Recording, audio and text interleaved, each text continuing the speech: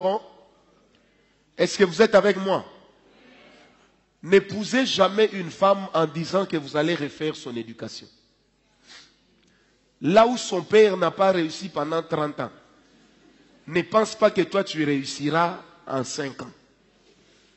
Les sœurs, ne pense pas que tu vas refaire l'éducation de ton mari. Là où sa mère a échoué pendant 35 ans, ne pense pas que toi tu réussiras en 5 ans. Est-ce qu'on m'a compris? Il faut beaucoup de grâce. Moi je connais aujourd'hui des couples, même des serviteurs de Dieu, où la femme insulte l'homme quand elle en a envie.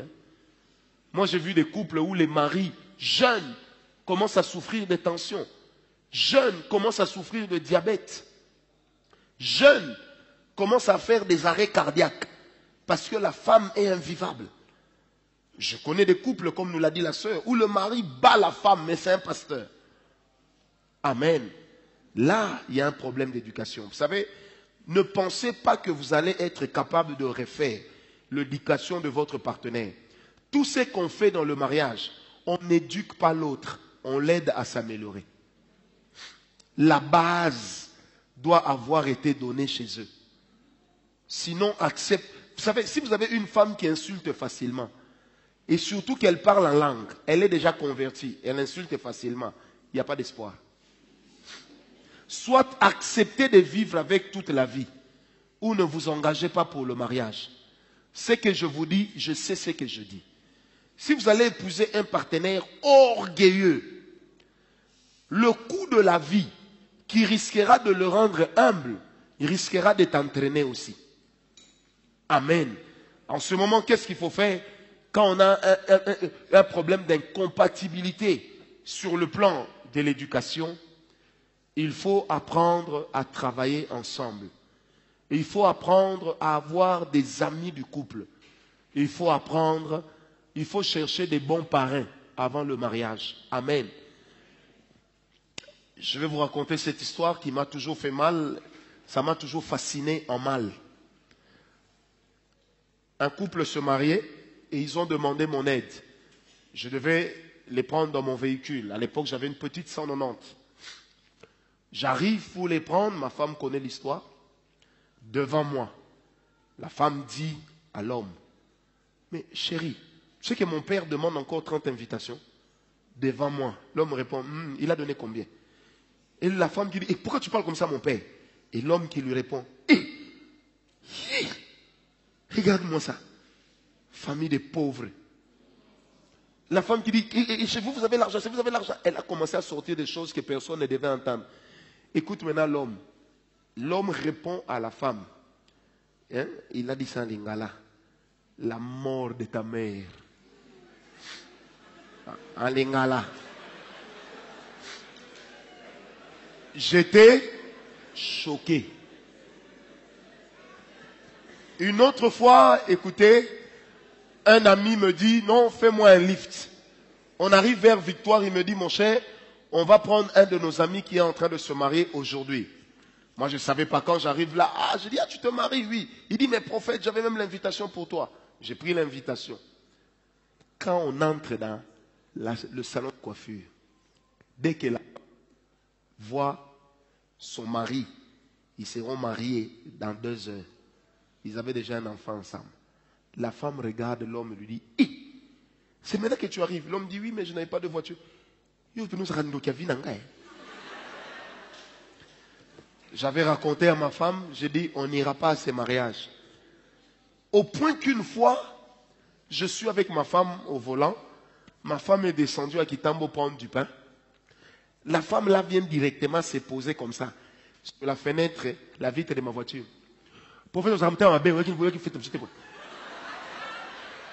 En me poussant comme ça. Frère, donc je tombais des nues. Je n'en revenais pas, je dis mais hey, what's going on? C'est quoi ça?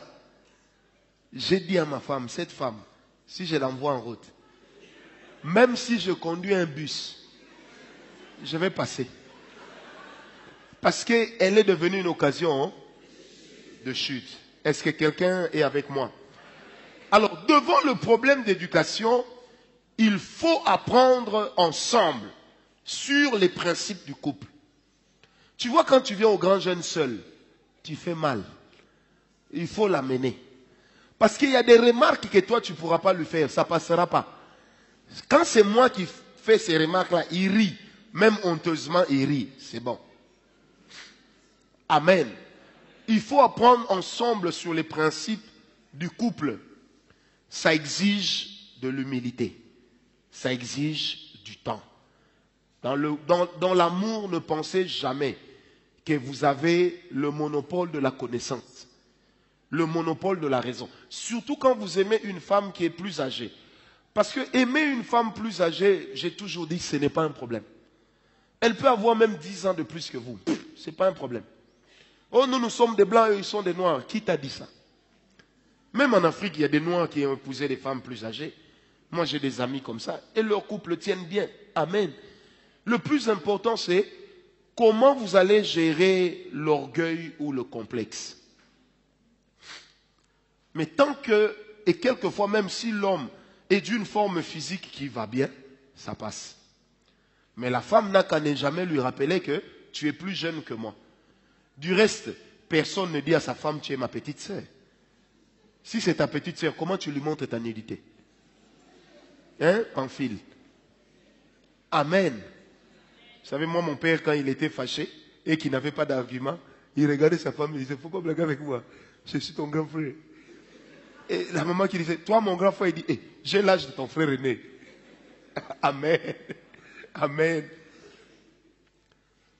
Il faut avoir et savoir parler à l'autre. Et il y a des adverbes qu'il faut éviter dans la vie. Je vais expliquer. Il y a des adverbes, il y a des mots, il y a des phrases. Il y a une intonation qu'il faut éviter dans la vie. Qui peut faire que même dans un couple, on peut bien parler. Mais on est en train de bien parler, tu te fâches. Non! Je dis non! Pas! Oh! Et il y a beaucoup de femmes qui le font. Elles cassent tout. Pourquoi tu as cassé? Il m'a énervé. Il m'a énervé. Comme je ne peux pas le casser, j'ai cassé ce qui était là. En fait, tu l'as déjà cassé. Ouais. Au fait, dans tes pensées, en brisant ce verre, c'est lui que tu brisais. Est-ce que quelqu'un m'a compris? Il y a des attitudes qu'il ne faut pas avoir, qui vont faire ressortir vos conflits et faire vivre vos incompatibilités. Amen. Premièrement, les adverbes à éviter. Quand on parle à l'autre, il faut éviter de lui dire toujours. Tu es toujours comme ça. Tu es toujours, tu es toujours, voilà, c'est toujours ça. Dans cette maison, c'est toujours sale. C'est toujours, tu es toujours dans ton coin. Toujours. Toujours est une condamnation qui n'aide pas l'autre à s'améliorer. Amen. Un autre adverbe, c'est jamais. Tu ne fais jamais rien de bon. Moi, j'ai eu ce problème avec mon épouse. J'avais ce langage. Mais on n'est jamais à l'heure dans nos rendez-vous. Alors jamais. Au point qu'un jour, elle m'a dit en pleurant, j'ai comme l'impression que pour toi, tout ce que je suis, tout ce que je fais est toujours mal. Cela m'avait fait très mal. Et ce jour-là, je lui ai demandé pardon en m'agenouillant. Je dis pardonne-moi. Mais je ne te parlerai plus comme ça, ni sur ce ton. Amen. Un autre adverbe, c'est jamais, mais composé d'un autre, rien. Tu ne fais jamais rien. Tu ne dis jamais rien. Toi, tu ne connais jamais rien. Il y a beaucoup de gens comme ça, comme les miams ici. C'est-à-dire que quand ils te demandent quelque chose et que tu n'y arrives pas, le jamais là te condamne déjà. Or même Christ est mort à la croix pour nous sauver de la condamnation. Quelqu'un m'a dit amen. Et ça, c'est des choses qui ressortent nos incompatibilités et qui les font vivre. Il y a également des impératifs à éviter. Il y a des impératifs à éviter dans la vie. Compris? Je te parle. Compris? Dis-moi oui. Vous voyez? Il y a des couples qui se détruisent à cause de ça. Oui. Tu es satisfait parce que tu as eu ce que tu voulais. Mais tu as brisé quelque chose en elle. Et demain, ça ne te sera pas favorable. Amen. Est-ce que quelqu'un m'a compris? Une autre chose, une autre manière de parler, un autre impératif. Tu es où? Viens. Viens. Il n'y a que le chien qu'on appelle comme ça. Tout ce qui manque en fait, c'est faire. Viens. Coucher. Le problème, c'est qu'il y a des couples, même dans les relations sexuelles. L'homme appelle sa femme. Viens. Cale-toi là-bas. Je vous dis. Vous savez, certaines choses, on le dit, ça fait rire, n'est-ce pas? Mais il y a des femmes qui le vivent. Amen. Hein? Dis, amène-moi de l'eau et que ça saute. Et que ça saute. J'ai dit que ça saute. Tout de suite. Non, chérie, je vais. Tais-toi! Fais ce que je te dis. Il y a des gens qui ont pris leur relation amoureuse comme un empire. Et eux, ils règnent comme Haïlé Sélassié. Sans partage. Eux, ils règnent en souverain pontife. Amen. Mon père était comme ça, je suis comme ça. Samantha, tais-toi. Tu n'as rien à me dire. Tu sais, mais moi, quand je suis énervé, je n'aime pas qu'on parle. Hein? Ah, papa. Okomi, nan. Ce que tu détruis, tu le paieras un jour. Est-ce que quelqu'un me comprend? Moi qui vous parle, je sais ce que ces choses m'avaient écouté. Ensuite, il y a des attitudes corporelles à éviter. Moi-même, pour écrire cet enseignement, j'ai beaucoup appris.